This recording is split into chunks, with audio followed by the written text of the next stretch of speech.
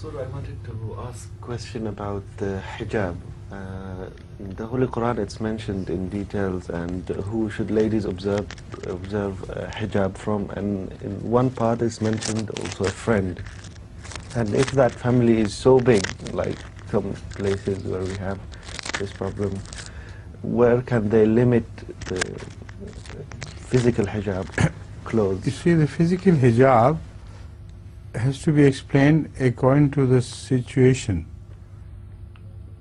I have spoken on this subject for many, many hours during my addresses delivered to the ladies' session in various Jalsa Salana annual conferences. It's a very tricky question if you go into detail of how much hijab should be observed. But more of the inner hijab is important. So the letter and spirit have to be balanced.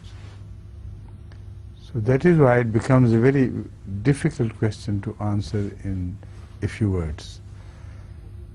In some families, the boys and girls are brought up in ideal traditions of Islam. And the boys never cast a dirty glance on anyone because their parents watch this all the time and they are brought up in a different way. So there the parda should be relaxed to that degree.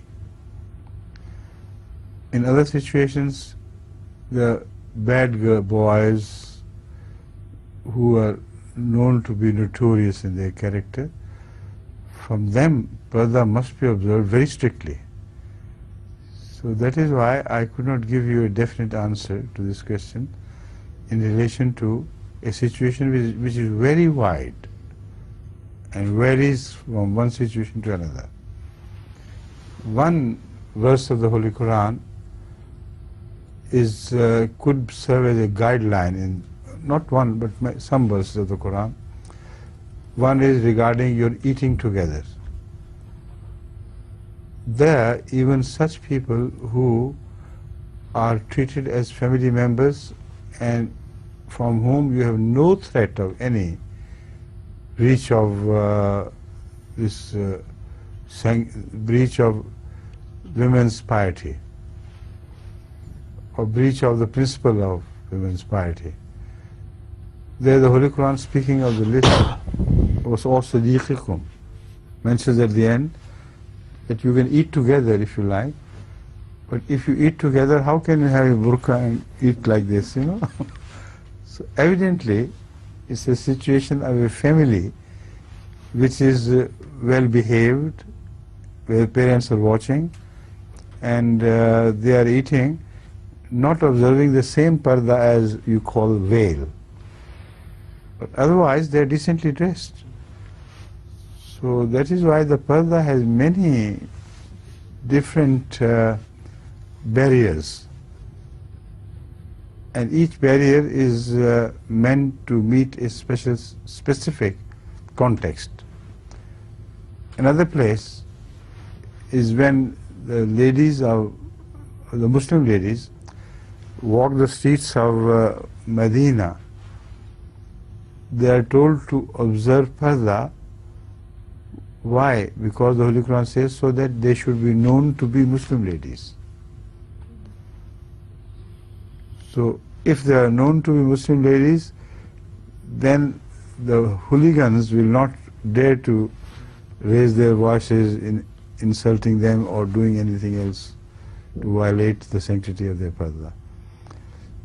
So similar verses are found elsewhere, and the parda referred to the Ahl Bayt is most certainly of the strictest nature, because the honor of Hazrat Muhammad Sallallahu Alaihi Wasallam was involved with relation to the Ahl Bayt.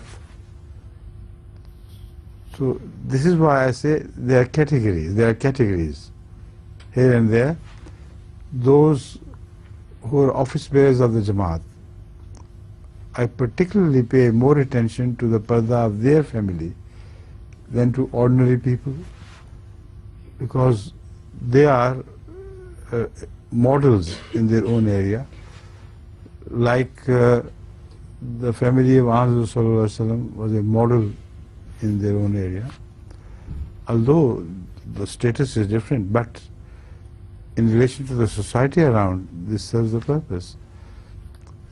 So that is why I have spoken differently at different places of what should be the strict meaning of parda.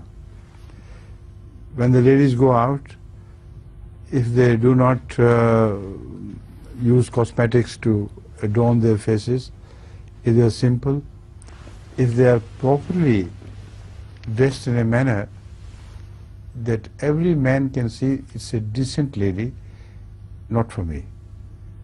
You know, there's something in the attitude which rejects the wayward looks.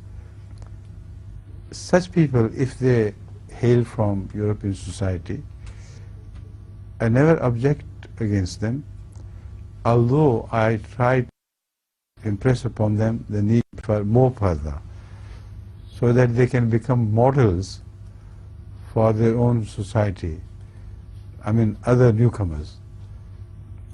But the minimum I accept is this, that they should be decently dressed, they should cover their parts, and behave decently in a manner that no wrong man should be led to believe that this lady is available.